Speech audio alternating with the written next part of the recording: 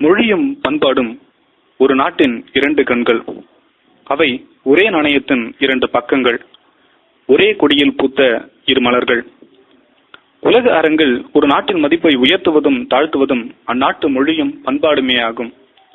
மனிதன் தன் கருத்துக்களை அடுத்தவர்களுக்கு அறிவிக்க கையாளுகின்ற முதன்மையான கருவியே மொழி ஆகும். மொழியப்படுவது மொழி என்றாகிறது. நம் பெருமைக்குரிய மேலாள் இந்திய முதன்மை அமைச்சர் இந்திரா காந்தி ஒருமுறை சென்னையில் நிகழ்ந்த தமிழ் எழுத்தாளர் மாநாட்டில் பேசிய பொழுது ஒரு நிகழ்வை சொன்னார். மொழியின் உயர்வை நிலைநிறுத்தக்கூடிய அந்நிகழ்வு இதுதான். ஒருமுறை ரோமாபுரி மன்னன் அறிஞர் ஒருவரை அணுகி உலகில் மிகவும் உயர்ந்தது எது என்று கேட்டானாம்.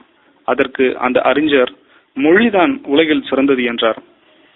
அடுத்ததாக உலகில் மிகவும் இழிவானது எது என்று கேட்டானாம். அதற்கும் அந்த அறிஞர் மொழிதான் உலகில் மிகவும் இழிவானது என்றாராம். எப்படி என்று கேட்கும் பொழுது அந்த அறிஞர் சொன்னார், அந்த மொழியில் உருவாகும் நூல்களை கொண்டே அந்த நாட்டு மக்களின் பண்பாடு எவ்வளவு உயர்வானது அல்லது எவ்வளவு இழிவானது என்பதை உலகம் புரிந்து கொள்ளும் என்று விளக்கம் தந்தார். அந்த வகையில் தமிழ் நூல்கள் மிகவும் உயர்வானவையாகவே உள்ளது என்றார் இந்திரா காந்தி. அவரவர் தாய்மொழி அவரவருக்கு உயர்ந்தது, உயிர் போன்றது. தமிழர்களுக்கு தமிழ் உயர்ந்தது. இது வெறும் பேச்சுக்காக சொல்லப்படுவதென்று. இன்றைக்கு இருக்கும் மொழிகள் 3000க்கும் அதிகமானவை. ஆனால் மூத்த மொழிகள் அவை கிரேக்கம், ஈப்ரு, லத்தீன், எகிப்து, தமிழ் எனும் எவையே 5000 ஆண்டுகளுக்கு முற்பட்டவை. இங்கு வேதனை கலந்த வேடிக்கை என்னவென்றால் தமிழ் மட்டும்தான் இன்றளவும் சீரழமை திறம் வியந்து நிற்கிறது. மொழி வேர் என்றால் பண்பாடு அந்த வேருடைய மரத்தின் கனியாகும். மனிதனை பண்படுத்துவது பண்பாடு.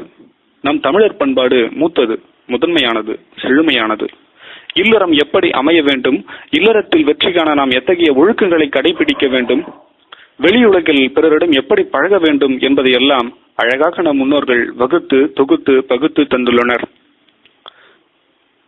ஈதல் அறம் தீவினை விட்டு ஈட்டல் பொருள், காதலர் இருவர் கருத்துருமித்து ஆதரவு பட்டதே இன்பம், பரனை நினைத்து இம்மூன்றும் விட்டதே பேரின்ப வீடு. இவ்வாறு பண்பட்ட கழனியாக பொழிந்திருந்த நம் தமிழ்நாடு இன்று சேரும் சகதியும் நிறைந்த குட்டையாக மாறி வருகிறது. கணவன் மனைவியிடையே விட்டுக் கொடுக்கும் பண்பு இல்லை. விளைவு வேண்டத்தகாத அளவிற்கு மன முறிவுகள், மறுமணங்கள். ஓர் ஆடவன் தன் புது மனைவியிடம் இவ்வாறு சொல்கிறானாம், உன் குழந்தைகளும் என் குழந்தைகளும் நம் குழந்தைகளுடன் விளையாடி கொண்டிருக்கின்றன என்றானாம். என்ன பொருள்? இல்வாழ்க்கையே குழம்பி போய்விட்டது என்று பொருள். பணம் இல்லாமல் வாழ்க்கை இல்லை, ஆனால் பணமே வாழ்க்கை இல்லை. இந்த உண்மையை உணராமல் நம்மில் பெரும்பாலோர் பணம் பணம் என்று நாடெல்லாம் அலைவதாலும் திரிவதாலும் தான் இன்றைக்கு பண்பாட்டு சீரழிவு நிகழ்ந்து வருகின்றது.